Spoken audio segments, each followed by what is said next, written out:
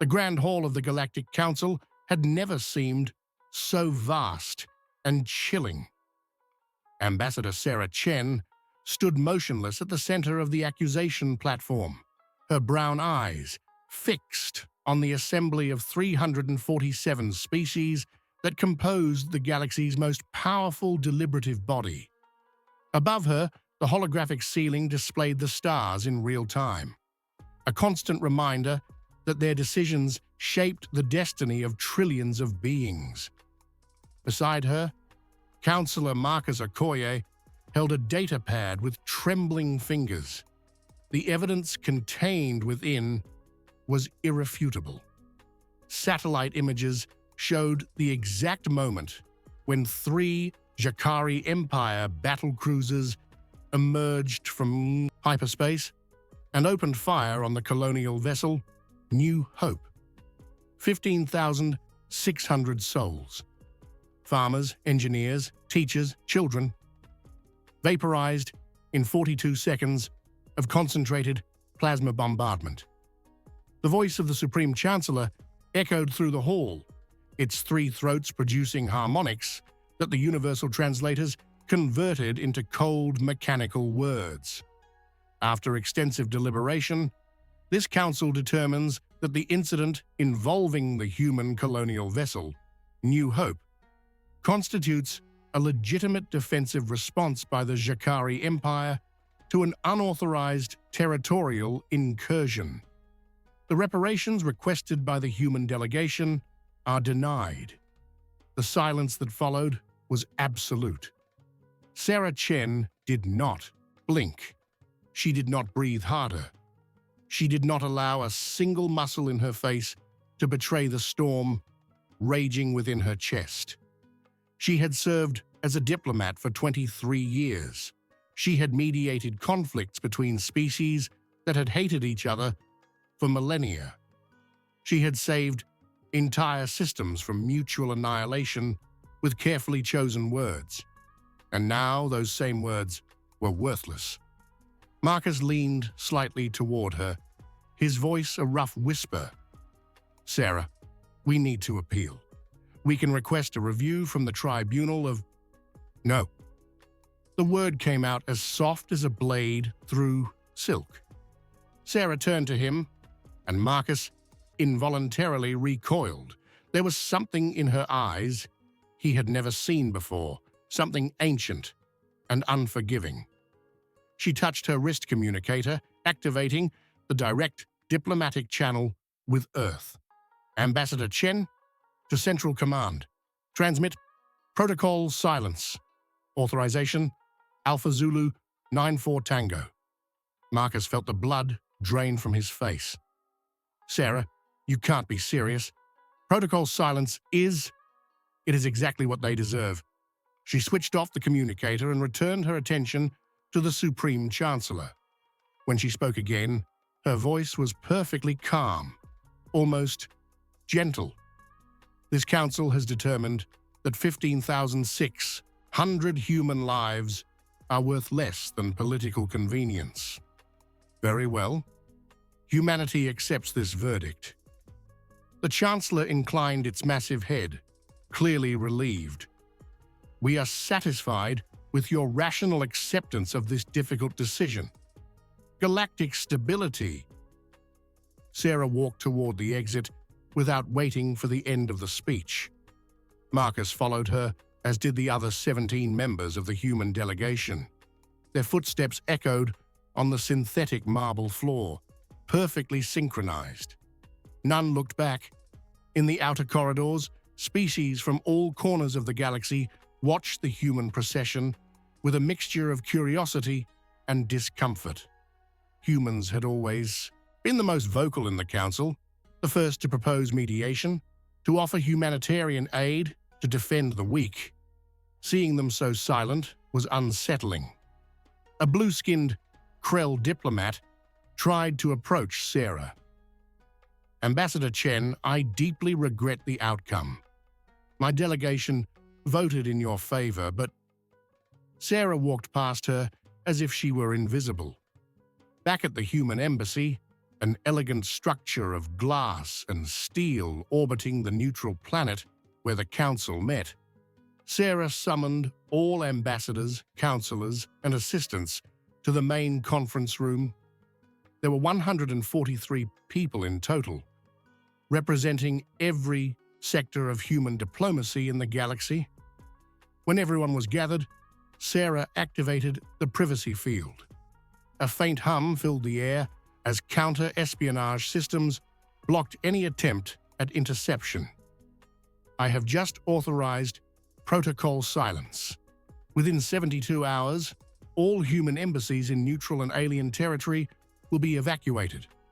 All diplomatic channels will be terminated.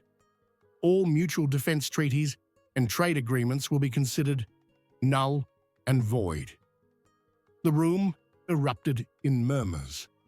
A young assistant who couldn't have been more than 25 raised a trembling hand. But Ambassador, what about our colonists?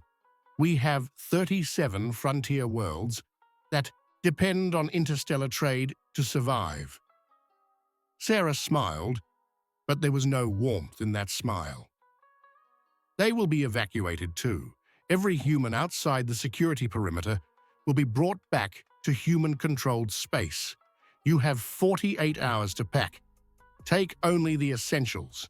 Leave everything running. Leave everything running. Why? So they can see exactly what they lost. Marcus felt a chill run down his spine. He had studied ancient human history at the academy. He knew the patterns. He knew what happened when humanity stopped talking. Sarah, please tell me this is just a pressure tactic. A temporary demonstration? Sarah turned to him, and for the first time since the verdict, something close to emotion crossed her face. It was sadness, deep and irrevocable. Marcus, for 200 years, we have been the voice of reason in this galaxy. We prevented wars. We saved civilizations. And when our own children were murdered, when we presented unquestionable evidence, they told us that our lives don't matter, that we are less, that we must accept it and move on. She paused, her eyes sweeping over every face in the room. Then, we will move on, far away from them, and we will see how long it takes for them to realize the mistake they made. In the following weeks, the phenomenon that would become known as the Great Silence began to spread across the galaxy like an invisible virus. Human embassies were emptied overnight. The diplomats simply vanished, leaving behind impeccably organized offices with power systems still running and hydroponic gardens still cultivating terrestrial flowers. The frontier colonies were abandoned with frightening efficiency. Entire cities built by humans on shared worlds became ghosts. The lights remained on. Water recycling systems continued to operate. Even the elevators still worked. But no one was there. The Galactic Council initially interpreted this as a temporary diplomatic tantrum. Surely the humans would return when economic reality forced them to negotiate. After all, humanity depended on interstellar trade as much as any other species. But as the months passed and the silence deepened, something changed.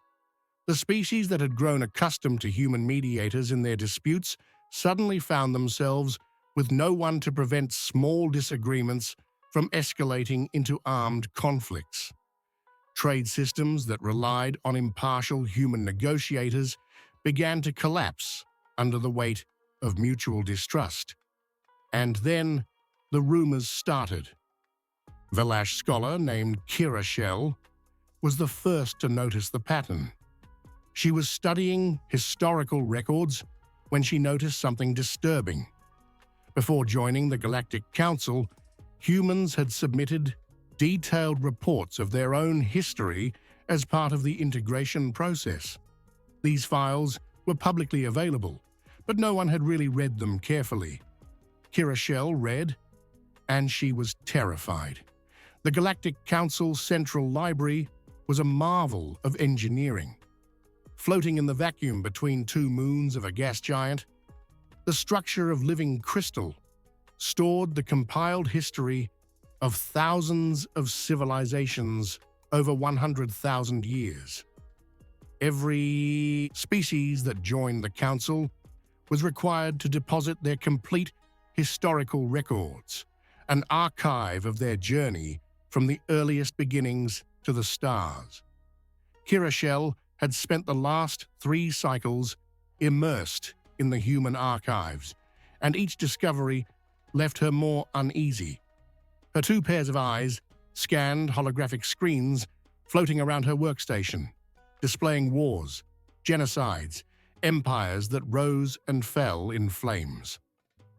A young amphibian named Kleshka swam through the zero-gravity corridor to her station, his translucent skin glowing slightly in the artificial light.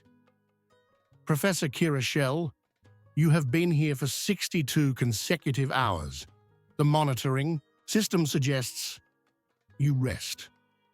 Kira Shell did not look away from the screens.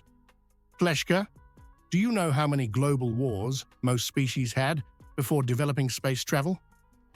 The amphibian tilted his head, his black eyes blinking. The average is 0.7. Most species develop planetary cooperation before nuclear fission technology. That is why we reach the stars. Exactly. And do you know how many global wars the humans had? I presume 1, maybe 2 at most, considering they managed to survive. None? Impossible. You said their files are full of conflicts. They never had a truly global war because they developed weapons capable of exterminating all life on the planet before global politics unified. They balanced on the brink of total annihilation for decades. They built arsenals sufficient to turn their homeworld into molten glass 50 times over. And they chose not to use them. Kira Shell zoomed in on an image showing a map of Earth, marked with thousands of red dots.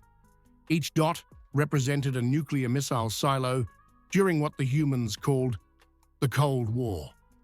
They called themselves superpowers and pointed these weapons at each other. Children practiced drills in schools about what to do when the bombs fell, not if, when, and yet they backed down. Kleshka felt his gills involuntarily contract. Why are you showing me this? Because we need to understand what we did. When the Council rejected the human petition, when we said the massacre of 15,000 colonists was justifiable, we didn't realize who we were dealing with. But humans are peaceful.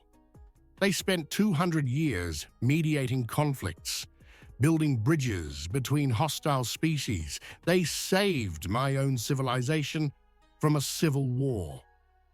Kira Shell finally turned to face him, her antenna trembling with agitation. Exactly. They chose to be peaceful. That is, not the same as being peaceful by nature. She slid through the files until she found a specific document. It was a philosophical treatise written by a human named Carl von Clausewitz, dated hundreds of years before first contact. Listen to this. War is the continuation of politics by other means. Humans understood, even before they left their solar system, that violence is just a tool that can be put away but never discarded. Kleshka absorbed this in silence. In his culture, violence was an evolutionary vestige overcome millennia ago. The idea of keeping it as a viable option was deeply disturbing. What are you suggesting? That when the humans stopped talking, when they evacuated their embassies and colonies without a word, it was not surrender. It was preparation. The Valash scholar activated another series of files. These showed human industrial infrastructure over the last 200 years. Production charts, cargo manifests, shipbuilding records. Look here, Over the last 50 years, humans have registered the construction of 2,300 large commercial vessels, cargo ships, colonial transports, passenger ferries, all perfectly documented and inspected by the Council. And what is the problem? Kirachel zoomed in on the schematics of a Titan-class freighter, one of the largest human designs. These ships have oversized propulsion systems, power generators 3 times more powerful than necessary for their declared functions.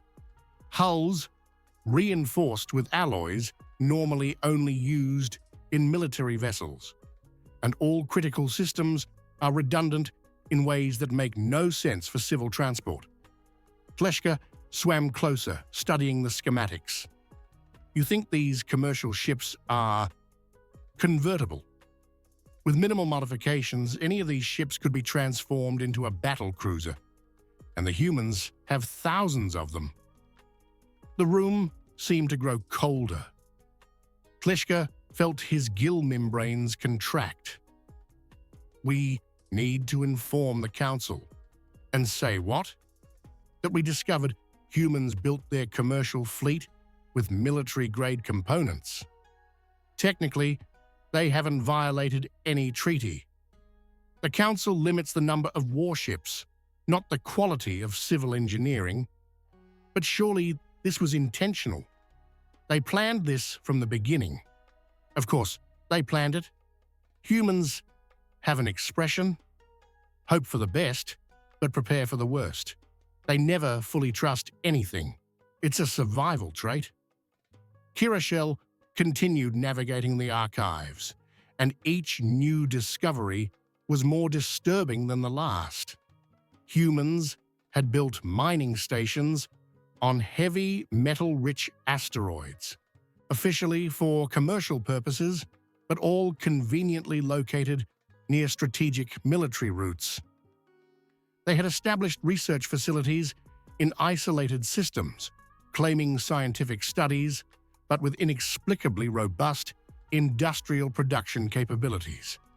It was as if their entire civilization was a war machine, carefully disguised as a peaceful society. Professor, look at this. Tleshka had found a partially classified file. It was a Jakari intelligence report intercepted 3 years before the New Hope incident. The report analyzed human military capability and concluded that humanity posed a negligible threat due to their small number of registered combat vessels. The Jakari knew the humans were militarily weak. That's why they felt comfortable attacking the colonial ship. And the Council believed the same assessment, which is why they were not afraid to reject the human petition. Kirachel felt her antennae stiffen with sudden understanding. Tleshka, in all of human military history, what is the most valued strategy? The amphibian hesitated. I am not a scholar of war tactics. Let me answer then. It is called deceiving the enemy. Sun Tzu, an ancient human strategist, wrote that all warfare is based on deception. Appear weak when you are strong. Appear strong when you are weak. So, you are saying that the humans deceived us, deceived all of us. They allowed us to think they were vulnerable, when in fact they were quietly building the largest war machine this galaxy has ever seen.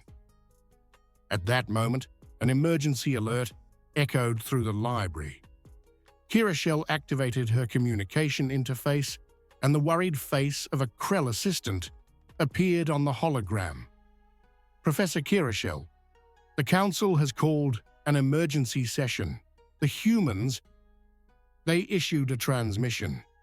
After 6 months of absolute silence, yes, it is a coordinate in Jakari space and a countdown. It ends in 72 hours. Kirachel and Tleshka exchanged looks of pure terror. War was coming, and they finally understood that the galaxy was not prepared for what humans were capable of doing when they stopped using words. The Galactic Council chamber was in absolute chaos. Delegates from hundreds of species shouted at each other incompatible languages, creating a cacophony that even the universal translators could not adequately process. The Supreme Chancellor banged its scepter of authority 3 times against the podium, generating sound waves that silenced the assembly. "Order! I demand order in this council." The silence that followed was tense, charged with poorly disguised fear. In the 6 months since the humans had withdrawn, the galactic balance had begun to crumble. Small territorial wars had erupted in 5 different sectors. Trade was declining due to the lack of impartial mediators. And now, for the first time in 200 years, humanity had sent a message.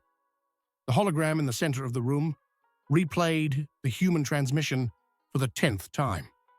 It was chillingly simple. A female voice, calm and unemotional, pronounced stellar coordinates in space controlled by the Jakari Empire. This was followed by a digital timer counting down from 72 hours. Nothing more, no explanation, no demands, no threats, just numbers inexorably decreasing. The Jakari ambassador, a creature with a chitinous exoskeleton, 6 legs, and compound eyes, stood in the center of the debate arena. Its voice was a mixture of clicks and whistles, translated as pure arrogance. The Jakari Empire will not be intimidated by hairless monkeys playing soldier. This transmission is obviously a desperate attempt to regain political relevance through bluff and theatrics. A Therion delegate, a reptilian species known for its caution, raised a claw. "Ambassador, perhaps we should consider the possibility that the humans are serious. They have never resorted to intimidation tactics before." "Exactly. They have never done anything but talk. Now that they try to act, it will become clear how empty their threats are." Kirashel watched from the balcony, reserved for consulting academics. Tleshka floated beside her, his gills pulsing rapidly with anxiety. They don't understand. None of them understand. The Velash professor touched her interface and transmitted a request to speak. The Chancellor, recognizing her authority as chief historian, granted permission. "Honorable members of the Council, I request permission to present relevant information regarding human behavioral patterns." "Proceed, Scholar Kirashel." She activated a series of holograms showing charts and historical documents. "Over the last 6 months, my team has extensively analyzed human historical archives. We discovered something fundamental about their cultural psychology. Humans possess a concept called the red line. It is a boundary that, once crossed, eliminates all diplomatic options."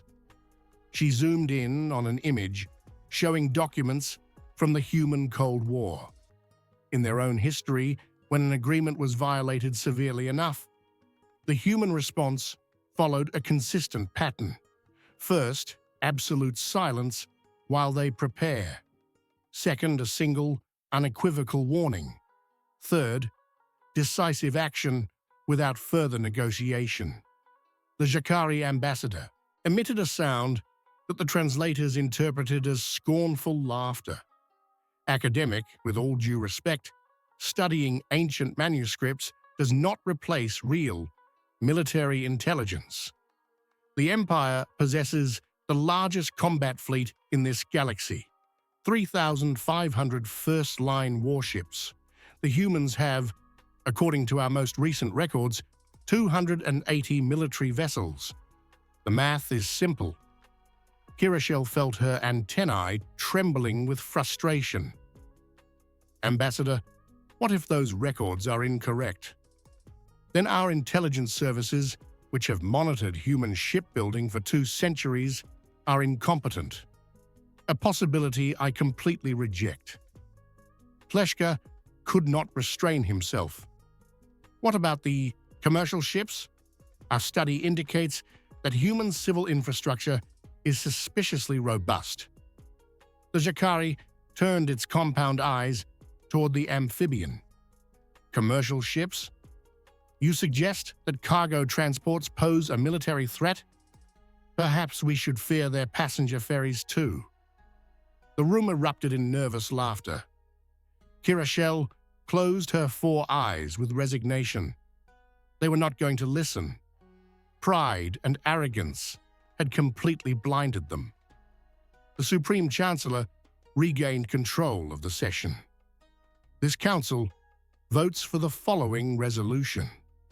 We will maintain observation of the situation, but we will not yield to intimidation tactics. If the humans wish to re-establish dialogue, they must follow the proper diplomatic protocols. The vote was quick. 290 species in favor, 57 abstentions, 0 against. Humanity, of course, was not present to vote. As the council dispersed, a figure approached Kirachel. It was Admiral Kreshitar, a Therian military commander with dark green scales and 3 battle scars crossing his snout. Professor, a word in private. They retreated to a private antechamber. The Admiral activated a privacy field before speaking. I believe you. Kirachel blinked in surprise. Sir, I studied human tactics when I served in the frontier sector. I worked alongside 2 of their admirals during the Viridian crisis. I saw how they think, how they plan. They don't bluff. They never bluff. So you agree the threat is real? More than that, I think it's already too late to stop what's coming. The Admiral activated a hologram showing a star map. The coordinate transmitted by the humans was marked in red. Do you recognize this system? Kirachel studied the location. It is ZK-447, a Jakari industrial system, naval shipyards, armament production facilities, military academies, and more importantly, it is where the Jakari fleet that destroyed the New Hope is stationed. The humans did not choose this coordinate randomly, so they planned to attack the fleet. Kreshitar shook his massive head. I don't know, but I know enough about humans to know that when they finally act, they don't do it halfway.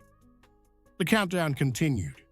72 hours became 48, 48 became 24. Throughout this time, the Jakari Empire mobilized its massive fleet. 3,500 warships converged on the ZK-447 system, turning it into the largest concentration of military power the galaxy had seen in generations. Jakari commanders transmitted defiant messages inviting the humans to attempt their suicide attack. Galactic media covered the event as if it were entertainment, betting on how long the small human fleet would last against the Jakari might. Kirachel did not sleep during those 3 days. She remained in the library, compiling every fragment of information about human military capabilities. The more she discovered, the more terrified she became. She found records of war games that humans conducted in their military academies, simulations of conflict against numerically superior adversaries. The winning strategies never involved brute force. Always deception, surprise, exploitation of unexpected vulnerabilities. She found mention of something called the shock and awe doctrine, developed centuries earlier. The idea was simple and terrifying. Do not destroy the enemy gradually.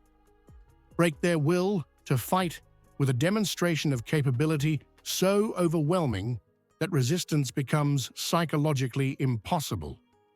With 6 hours left until the end of the countdown, Pleshka burst into her office, his gills pulsing so rapidly that the water around him formed small eddies. "Professor, you need to see this." He projected images from long-range telescopes focused on the space around human territory. For months, that region had been silent and dark. Now energy signatures were beginning to appear. Hundreds of them. Thousands. Impossible. Where are all these ships coming from? They were always there. They just weren't active. The humans must have developed stealth technology that fools our senses. Kirashel zoomed in on one of the signatures. The ship that appeared on the scan was not small. It was larger than anything in the Jakari arsenal. "How many do you count?" Pleshka checked the numbers 3 times before answering. 4,732 distinct signatures of large warships. And the number keeps increasing. Kirashel's antennae drooped completely. May the gods have mercy on us. The Jakari have no idea what is about to happen. The ZK-447 system was buzzing with military activity. 3,500 Jakari battlecruisers occupied defensive positions around the orbital shipyards, their plasma weapons charged and energy shields at maximum. Interceptor fighters patrolled the outer perimeter in combat formations. Space mines had been sown on all probable approach routes. Grand Commander Jektal watched the preparations from his flagship, the Empire's Claw. His compound eyes simultaneously processed 12 different tactical data screens. The fleet was ready. Any force the humans sent would be detected long before reaching weapon range and would be annihilated with overwhelming numerical superiority. "Sensor officer, report." The officer's antennae trembled as he consulted his instruments. "No hyperspace signatures detected, Commander. Space is clear in all directions up to 3 light-years away." Jektal emitted a sound of satisfaction. Only 15 minutes remained until the end of the human countdown. It was obvious now that it had been a pathetic bluff. The humans probably hoped that fear would force diplomatic concessions. When the count reached 0 and nothing happened, their humiliation would be complete. "Commander, transmission received. Human origin projected." The image of a human woman appeared on the central hologram. Jektal recognized her from old diplomatic broadcasts. Sarah Chen, the former ambassador. But something had changed. Her eyes no longer carried tired diplomacy. They carried absolute certainty. Grand Commander Jektal of the Jakari Empire. In approximately 5 minutes, this countdown will end. When it does, you will have a choice. You can hand over the officers responsible for the massacre of the colonial vessel New Hope to face trial under the laws this council established and then ignored. Or you can resist. Her voice was perfectly calm, almost gentle. "If you choose to resist, we will demonstrate the difference between mercy and weakness. You have 5 minutes to decide." The transmission ended. Jektal exploded in clicks of laughter. His officers joined the mockery. The human arrogance was impressive. A single woman on a screen, making demands of an armada of thousands of ships. Ignore them completely, maintain defensive positions. When the count reaches 0 and nothing happens, we will broadcast their pathetic surrender to the entire galaxy. The 5 minutes passed in tense silence. 4, 3, 2, 1, 0. For 3 full seconds, absolutely nothing happened. Jektal was preparing his victory transmission when his communications officer began to scream. "Commander, we are losing. Signals from the entire fleet. Impossible. Check your systems. The systems are working perfectly. It's the ships that are... At that moment, all the lights on the command bridge went out. Artificial gravity failed, causing all crew members to float. The holographic displays flickered and died. Even the constant hum of the fusion engines ceased. The ship was completely dead. Through the observation windows, Jektal witnessed the same scene repeating across the entire fleet. 3,500 warships, all losing power simultaneously. Their lights cascading out, their shields disappearing like soap bubbles.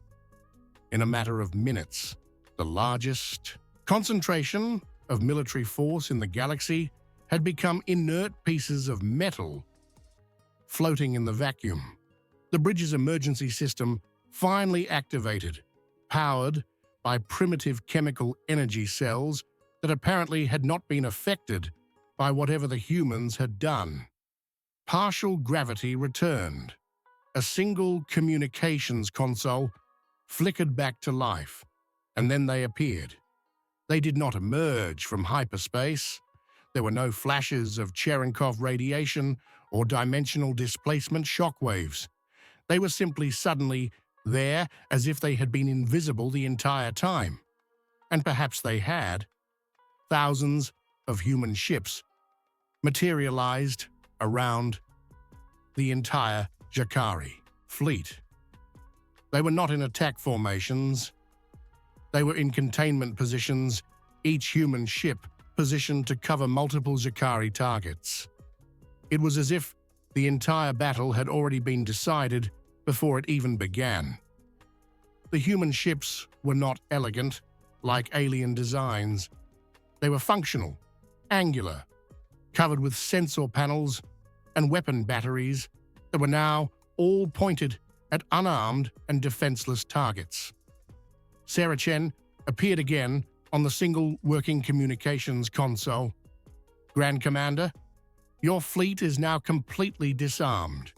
We remotely neutralized all energy systems through vulnerabilities in your fusion reactors that we mapped over the last 2 centuries. Your ships are structurally intact. Your crews are alive and safe. We made sure of that. Jektal finally found his voice. This is an act of war.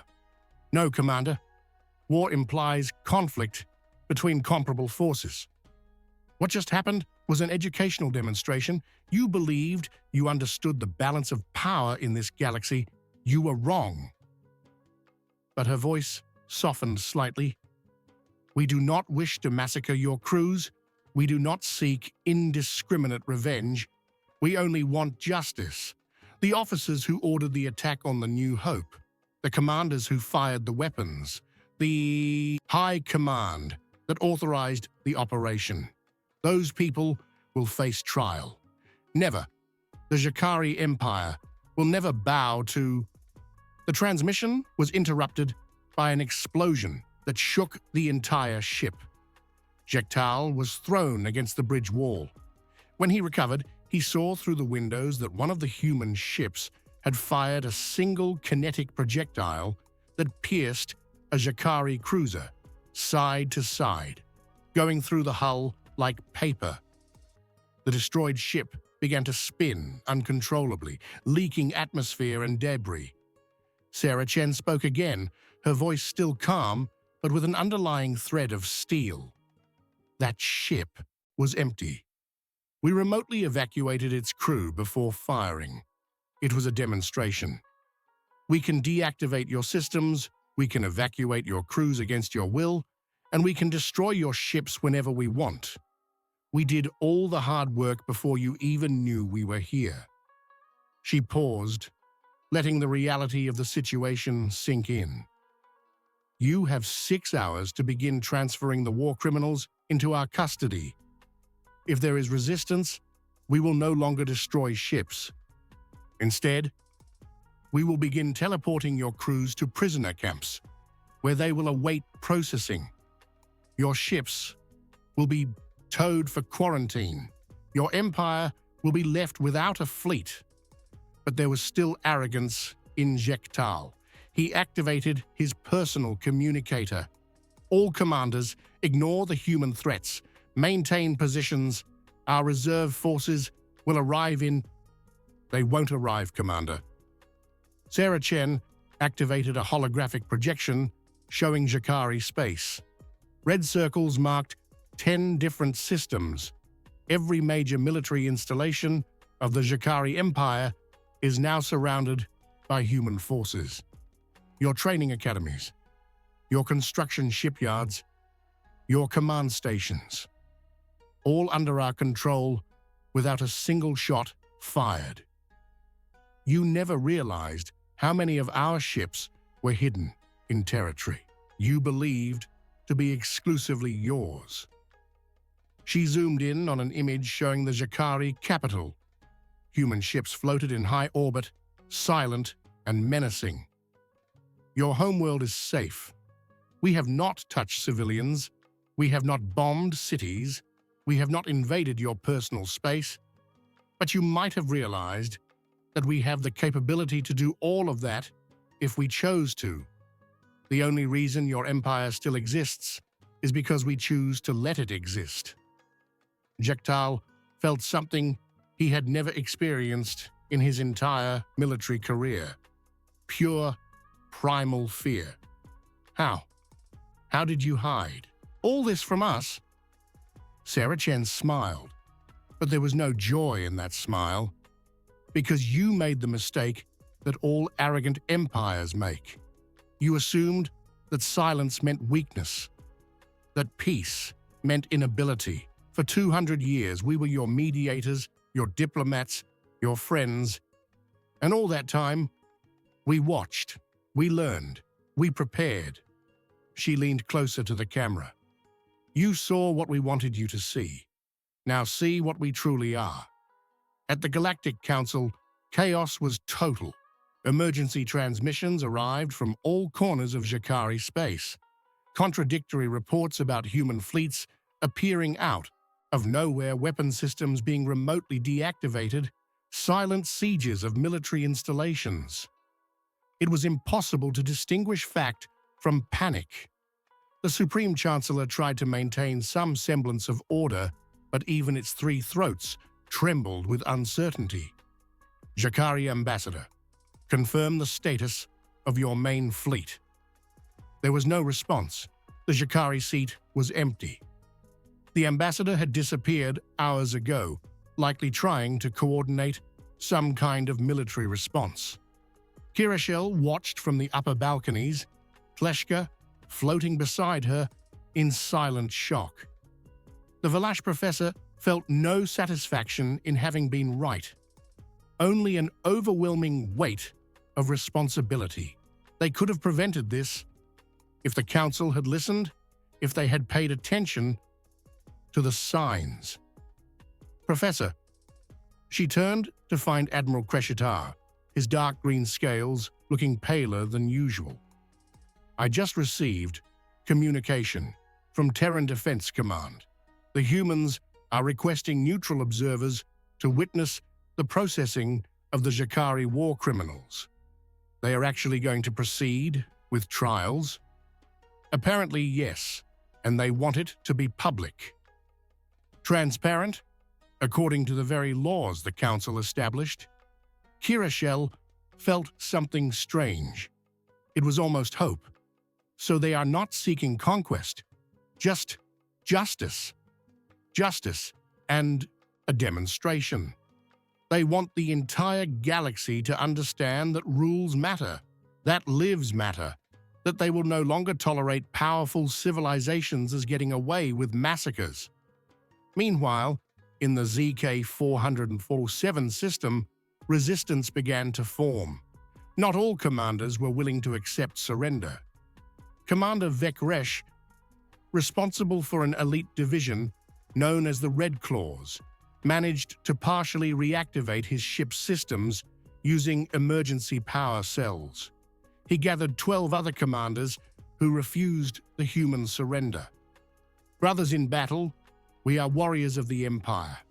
We will not surrender to threats and shows of force. These human ships may have superior technology, but they have small crews. If we coordinate a simultaneous attack, we can break their siege. But Commander, they deactivated our main weapons. Then we will use emergency propulsion to turn our own ships into missiles. 13 battle cruisers colliding with human targets will cause significant damage. When they see that we are not easily intimidated, they will retreat. It was madness, born of wounded pride and refusal to accept reality. But it found willing listeners among those who preferred a glorious death to humiliating surrender. The 13 ships began to accumulate energy in their emergency propulsion systems. It was a slow process, powered by archaic chemical generators, but eventually they would build up enough momentum for devastating collisions. Human sensors detected the activity immediately. Aboard the human flagship Unwavering Resolve, Admiral Jennifer Okafor studied the tactical data with a grim expression. She was a 60-year-old woman. Grey hair, cut militarily short, 3 decades of service etched into every line of her face. Commander Chen, we have 13 hostile targets accumulating propulsion energy, probable intent of suicide collision. Sarah Chen was present on the bridge as the civilian representative. She sighed deeply. Admiral, your orders? Afor touched her interface. All ships, prepare emergency teleport systems. Absolute priority on extracting hostile crews before they can complete their maneuvers. But Admiral, that will drain our energy reserves. Teleporting full crews from 13 battle cruisers simultaneously. It is exactly what we will do. We did not come here to massacre desperate soldiers following orders from commanders too proud to accept when they were defeated. Sarah Chen smiled slightly.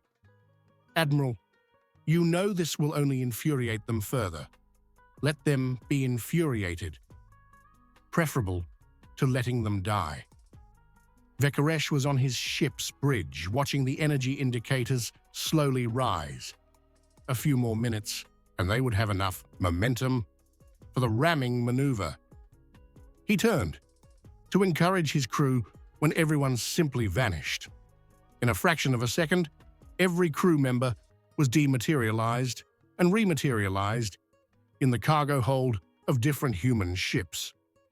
Vekaresh found himself in a cavernous space illuminated by cold artificial lights, surrounded by his equally stunned crew. A hologram of Sarah Chen appeared above them. Commander Vekaresh and crews of the Red Claws, we detected your attempt to turn your ships into impact weapons. We removed all of you from your stations before you could complete this suicidal action. Vekaresh roared with fury. Cowards! You stole an honorable death from us. Sarah Chen tilted her head. Commander, in our culture, there is a saying.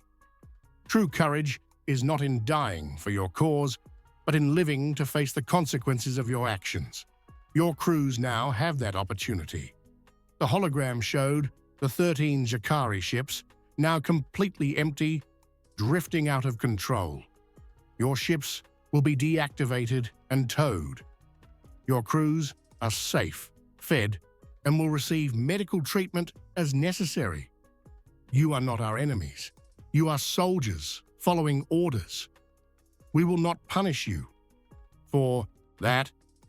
But Vekaresh and the other 12 commanders who ordered the suicidal maneuver will face additional charges of placing their crews at unnecessary risk.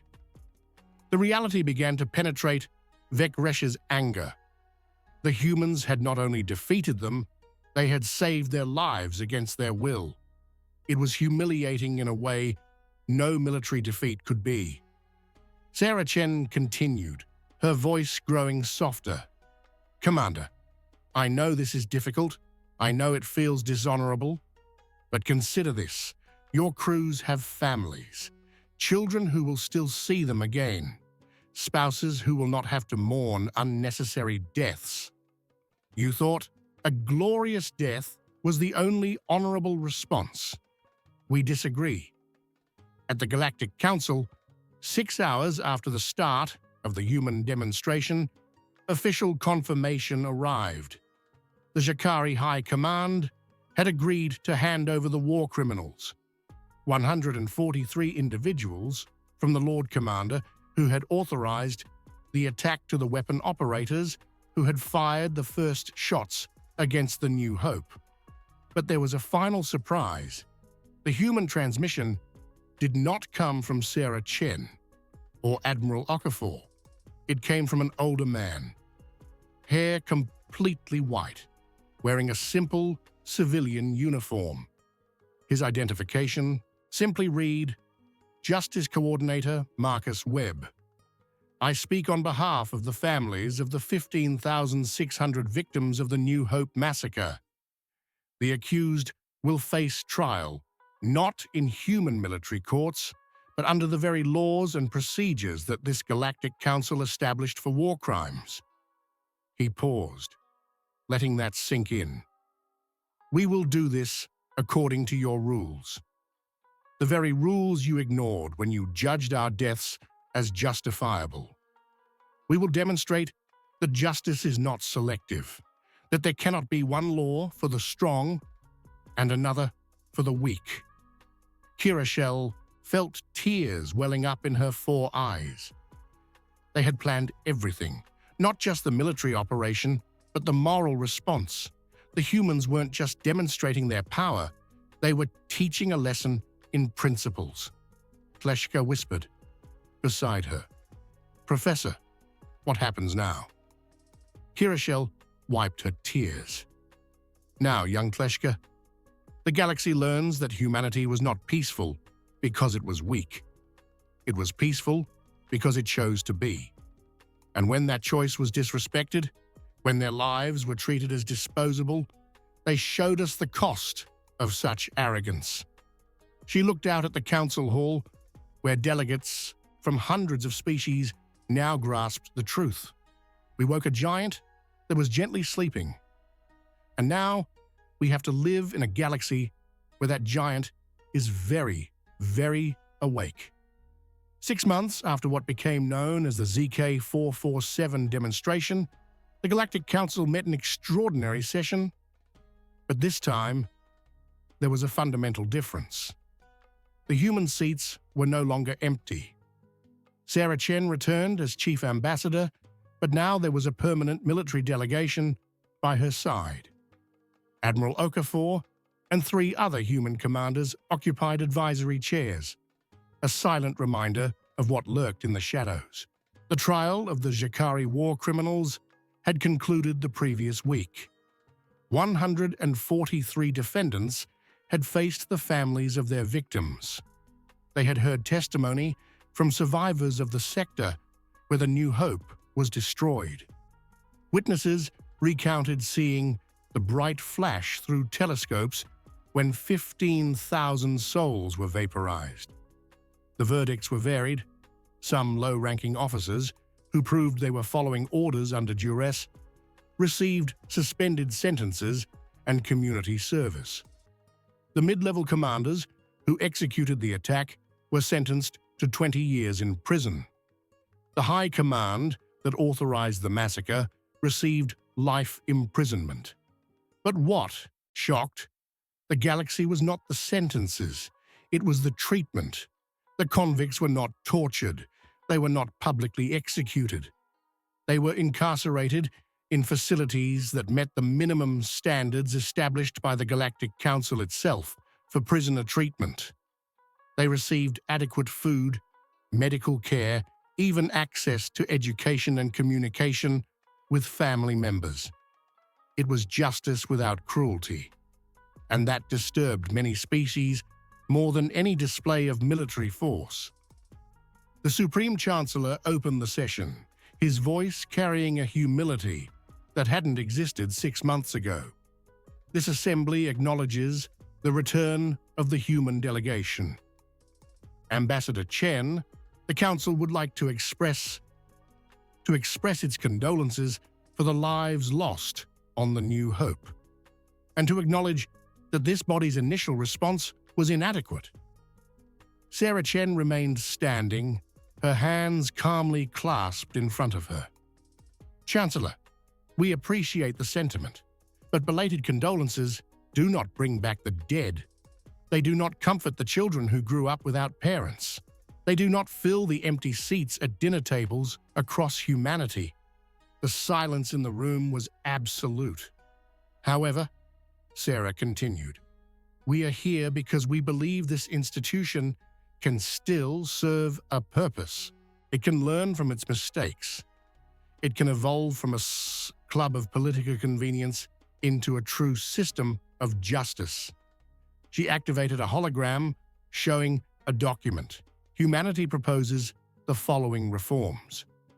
First, the establishment of an independent war crimes tribunal, free from political pressure from member species. Second, the creation of a peacekeeping force with contributions from all civilizations, capable of intervening in genocides and massacres. Third, expanded protections for colonists and civilians in disputed zones. A Sirene delegate, an insectoid species known for its pragmatic diplomacy, raised an antenna. Ambassador, these are significant reforms that would require many species to yield considerable sovereignty. What guarantees that humans will not use their demonstrated military strength to impose these changes unilaterally? Sarah Chen smiled.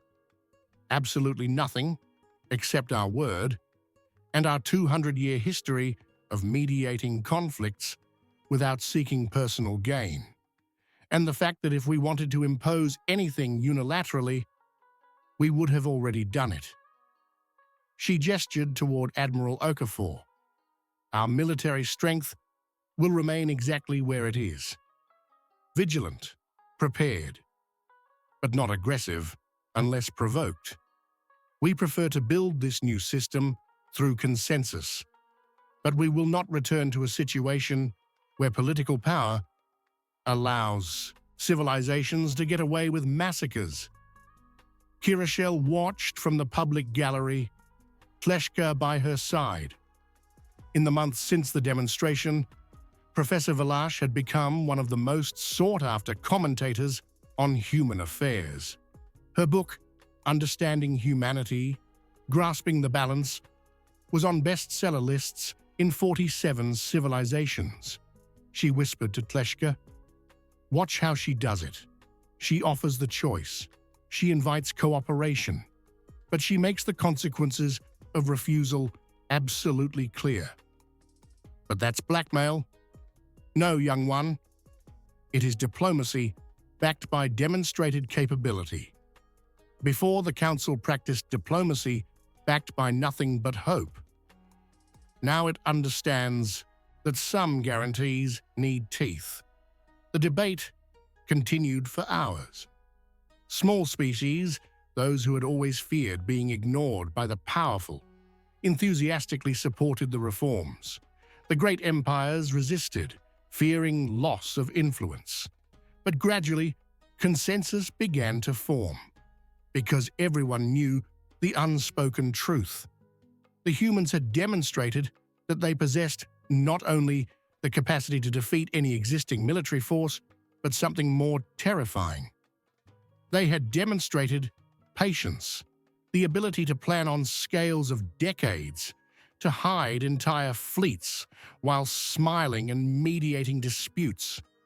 If an empire voted against the reforms and then committed atrocities, there would be no more political protection, and no one wanted to find out what the humans would do next time. After 16 hours of deliberation, the final vote was called. 341 species in favor, 6 abstentions, 0 against. The Supreme Chancellor proclaimed the result with his 3 throats. The reforms are approved, the independent galactic court of justice shall be established. May this era mark a new chapter for our shared civilization. But Sarah Chen was not finished. There is one final matter. Humanity would like to propose the readmission of the Jakari Empire to the Council. The room erupted in shocked murmurs. The Jakari ambassador, a young diplomat who had taken over after the removal of the entire previous high command, stood up with a stunned expression. But Ambassador Chen, we were defeated, humiliated. Why would you? Sarah Chen interrupted him gently. Because we punished the guilty, not your entire people. Because we believe that civilizations can change, learn, evolve. And because if we excluded everyone from the council who has ever committed atrocities, this hall would be dangerously empty. She swept her gaze across the assembly, including humans. Our own history is stained with genocides, slavery, wars of conquest.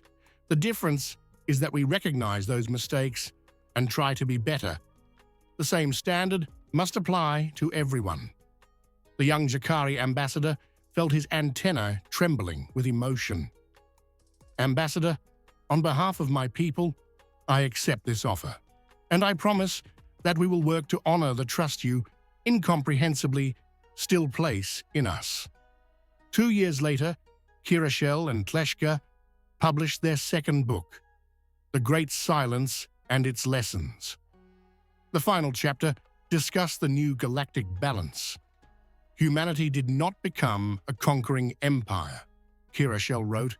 It did not assume direct control of other worlds. It did not impose its political system. Instead, they became something simultaneously more subtle and more powerful. They became the conscience of the galaxy. Human fleets now discreetly patrolled the borders of dozens of conflict zones, not interfering in legitimate disputes, but ensuring that basic rules of war were respected, that civilians were not targeted, that surrenders were honored, that prisoner camps followed minimum standards. And everyone knew that if those rules were broken, there would be consequences, not immediate, not noisy, but inevitable and absolute. Tleshka, now a respected academic in his own right, added a postscript to the book. The greatest lesson I learned studying humanity is this. They understand that true power comes not from the ability to destroy, but from the willingness to restrain oneself. For 200 years, they remained peaceful, not because they had no other choice, but because they chose to believe in the best of other species. When that faith was betrayed, when 15,000 innocent lives were declared irrelevant, they showed us the cost of such cynicism. And then, when they could have taken revenge, when they could have built an empire on the ashes of Jakari pride, they chose the harder path again. They chose justice over vengeance. They chose reform over retribution. And in doing so, they proved that their strength was not just military, but moral. Sarah Chen, now 72, retired from active diplomacy 5 years after the ZK-447 demonstration. In her farewell speech to the council, she shared a final reflection. When I was young, before the massacre, I believed that words were enough, that rational arguments and moral appeals could always prevail. The new hope taught me I was wrong. Sometimes words fail. She paused, her eyes sweeping across the faces of hundreds of species. But I learned another lesson too. When words fail, the answer is not to abandon morality. It is to demonstrate that principles have consequences, that justice is not just a pretty idea, but a force that can and will be applied. I hope we never have to repeat what we did at ZK-447. I hope the reforms we built together make such demonstrations unnecessary. But if it happens again, If another empire decides that the lives of peaceful colonists are disposable, know this: humanity will be watching, humanity will remember, and humanity will act. She smiled, and this time there was genuine warmth in that smile. But for now, we are content to return to words, to mediate, to build, to believe in the best of you again. Because that is our true nature, not war. Hope. Hope tempered by experience, strengthened by preparation, but still, fundamentally, hope. The council rose in an ovation that lasted 7 full minutes. If humanity's tenacity and its choice of justice over vengeance inspired you, know that this is just one of many chronicles about how human resilience shapes the destiny of the stars. Stories of diplomacy tempered with steel, of peace built on preparedness, of civilizations learning that underestimating humanity is a mistake made only once. Every narrative is a reminder that true strength is not in never falling, but in how we rise and who we choose to be when we finally have the power to rewrite the rules.